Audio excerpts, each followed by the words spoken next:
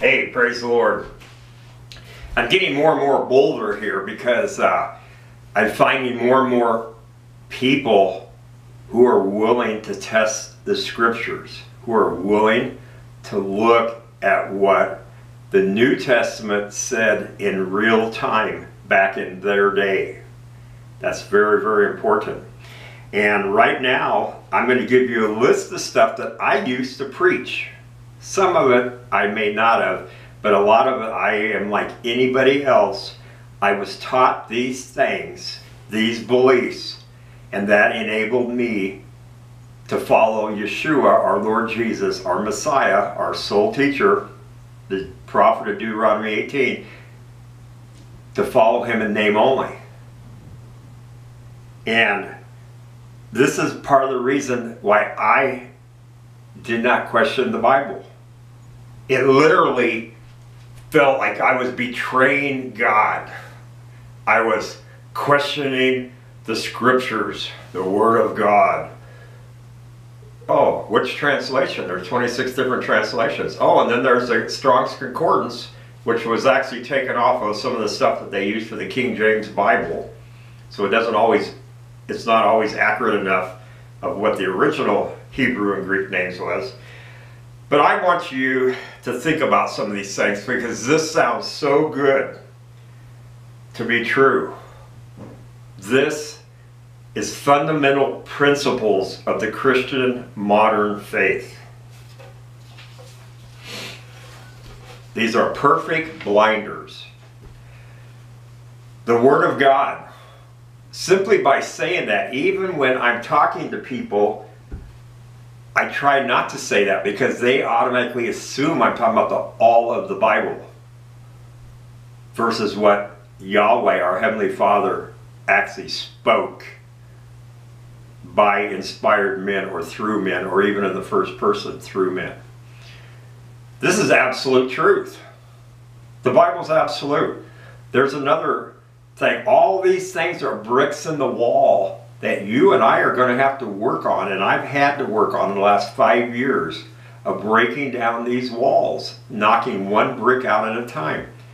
This is the inerrant Word of God. Oh, I don't know how many times I told that to people, how many times I used that because that's where my security was at. My security is not in a relationship with my Father. The security was in what I believed. If there's a contradiction, it is because you don't understand it. Oh, that is thrown at me so many times. Marty, you just don't understand. God controls what is in the Bible. He controls everything. He's sovereign. They don't understand what sovereign means. God's will is in this book. His will is in this book. All scripture is inspired. They take that from Paul. And Pauline Christians don't even believe Paul. 2 Timothy 3:16, because they don't read 2 Timothy 3:14 and 15. The scriptures you grew up with, Timothy. The New Testament canon wasn't there until 334 AD. Over 300 years. So how could Paul possibly be talking? And the Pauline people don't even understand it. They don't even believe what Paul says. The King James is the ultimate word. I have one lady that I literally believe the Holy Spirit stopped me from going and to their Bible study because that woman's eyes looked like fire when I questioned the King James. Because she said Yahweh himself told her that the King James is his infallible word exactly as it's written in the King James English. Yahweh literally 2 blocks away, my van died. It died. It shut itself off because right there my water pump stopped working. But I was able to go about 6 blocks and kind of coast downhill after I let it cool off to the mechanic to where I normally go. And they said, oh, the devil's stopping you from going here. I don't think so. Without Paul, Christianity would not have made it this far. Oh, I was taught so many things. You go through so many levels at different churches. It's incredible. Paul was a genius. We can't grasp his wisdom. These aren't in no specific order either, by the way. Revelations is a mystical, symbolic, fictional view of the future. You can't go by anything in Revelations because we don't understand it. Marty, you cannot pick and choose what you want out of the Bible. We can. We believe we're saved by grace. That voids out whatever Jesus says. They pick and choose. They don't realize the hypocrisy when you accuse me of picking and choosing, and you do the very same thing. You cherry pick verses. I cherry pick verses. You can call it whatever you want. See? Everybody's doing it. Because their faith is in this book and not in our Heavenly Father. Christ done away with the Old Testament. Oh my goodness, I'm a New Testament Christian. I had that beat into my head. Marty, you don't need to read the Old Testament. But yet the same pastor in the same church hands me devotionals with you have a couple Old Testament, a Psalm and a Proverb and a New Testament.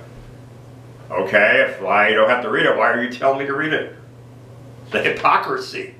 No wonder people don't want to follow Yahweh because of the hypocrisy of Christianity. The Old Testament was only for the Jews. Oh, I fell for that one hook, line, and sinker for a long, long time. But if you don't understand the history, and that the Jews weren't called Jews till over 600 years after Moses was present, and that these are Yahweh's people, our Heavenly Father's people. Oh, it's the scriptures. Scriptures, scriptures. Oh, scriptures. These are the sacred scriptures. Oh, you see how we worship the scriptures? That just means writing. In the Greek and the Hebrew, it's the writings. It's the writings. And the Old Testament talks about the scribes who take and distort it and mess it up and say wrong things. This book is my direct link to God. That's what I thought. I completely, and if there's something that was troubling and I questioned it, it's like it's Marty. Marty's all screwed up. Oh, it's the blood of Jesus is all we need. God doesn't see us. He sees the blood of Jesus. He doesn't see our sins. It's all been washed away, past, present, future. By His grace are we saved. Wow, that sounds so perfect, doesn't it? I don't have to do anything. It's so simple that a lazy person could do it. Your pastor was trained under the best of the best professors. If you're the enemy, if you're the devil, where would you go and start distorting stuff? Would be at the highest levels. The devil makes you doubt the Bible. Marty, you shouldn't question it. The devil is making you doubt it. He's shaking your faith. The devil is after you, Marty. Really. The devil has blinded you. He's blinded you. You're in a cult. You're a heretic. You don't believe what the mainstream believes. Well, the mainstream doesn't believe what the other mainstream believes. The Calvinists, the Catholics, the Protestants, the Jewish people. I mean, look at all the different mainstreams. Which mainstream am I being a heretic to? The Bible is above all of our thinking. The Bible's above all of our thinking. The more and more I study the words of our Messiah and the Old Testament, the more practical and simplistic the gospel and the ordinances of our Heavenly Father are. This book was written in real time. The New Testament is clearly documenting the conflict that was going on, and Yeshua talked about it in Matthew 24, about how there'll be people, anyone who will claim to be Christ. Don't believe them. He says, I'm going to go to my Father. I will not be with you anymore. Even John, his main man, John the Beloved, when he was in Patmos in the prison, Yahweh sent an angel to him. And Jesus spoke first person through him. Just like in, what's it, Deuteronomy 18 or 19? I want to look this up. Because our Heavenly Father spoke in the first person through Moses. Moses was talking, and then he spoke in the first person. That doesn't make Moses God. See?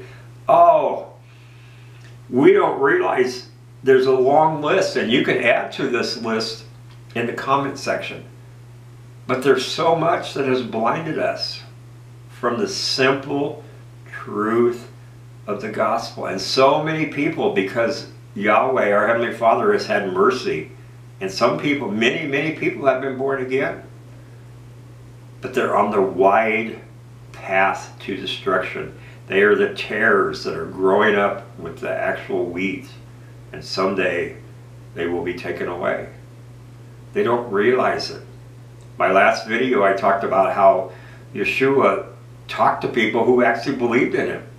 But as soon as he said about being his disciple and following his teachings, they got upset. I have so many friends leave me because they're upset about Yeshua's teachings. I don't want to hear about it, Marty. It's too much work. It's hard. All I can do is pray for them and keep sharing and talking. It's incredible. So I want to share this with you because more and more people are waking up. And I am grateful for our Heavenly Father. I pray for his mercy. I pray that he'll work with us and do what he needs to do to help raise up more people. I want to be the donkey that stops and speaks to people.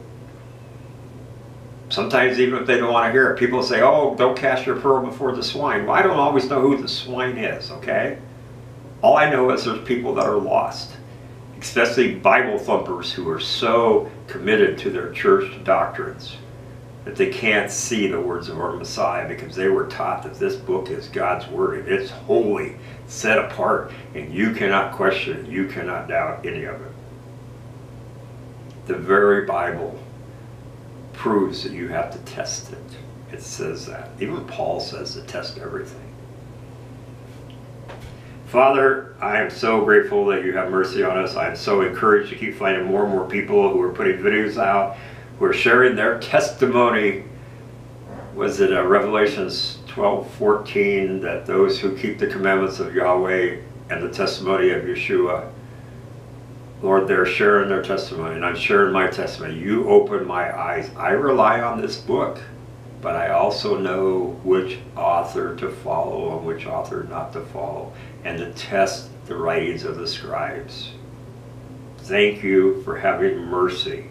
Help me to have mercy on others. Help me to be able to share with others correctly and to be able to not just turn them off and slap them in the face. In Yeshua's name, amen.